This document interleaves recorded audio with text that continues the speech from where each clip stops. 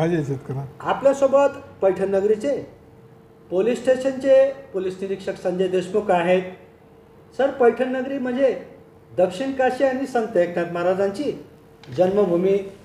इतकेच नव्हे तर नाथ मंदिरच्या बरोबर अनेक पर्यटन स्थळ असल्याकारणाने पैठण नगरीत अनेक वारकरी भाविक भक्त तसेच पर्यटक येतात. तर या अनुषंगानं अनेक वाहनांची यामध्ये चोऱ्याचे प्रकार होतात.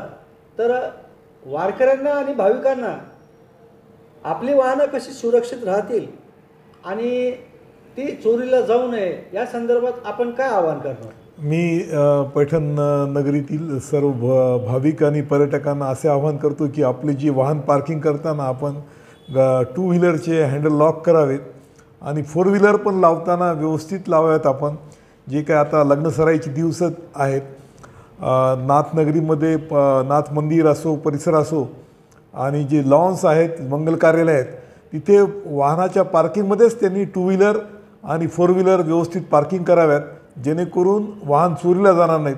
नुकतेच आम्ही 2 आरोपींना अटक करून त्यांच्याकडून 2 मोटरसायकल आम्ही जप्त केलेल्या आहेत.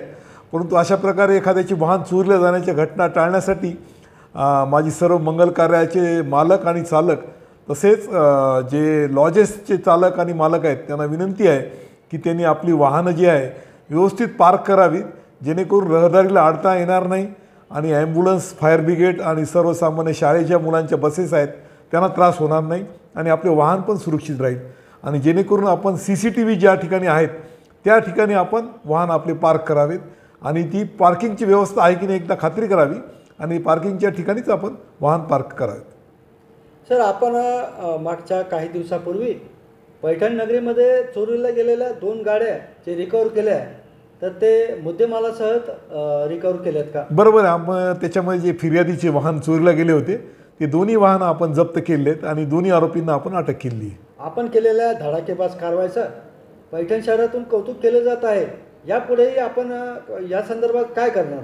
आम्ही जे काही मागील वर्षामध्ये जे गुन्हे घडलेले आहेत ते गुन्हे उघडकीस आणण्याचा प्रयत्न करत आहोत, जे की जेणेकरून 2 व्हीलर चोरीला जाणार नाहीत आणि सुरक्षितता बाळगली जाईल आणि वाहन चोरीला जाणार नाही याची आम्ही दक्षता घेत आहोत. सातत्याने वाहन चोरीचे जे काही करणारे जे काही आरोपी आहेत त्यांच्यावर आपण ठोस कारवाई करणार का? बरोबर आहे. आम्ही त्यांच्यावर ठोस कारवाई, त्यांचा रेकॉर्ड बघून त्यांच्यावर कारवाई करणं सुरू आहे आमचं.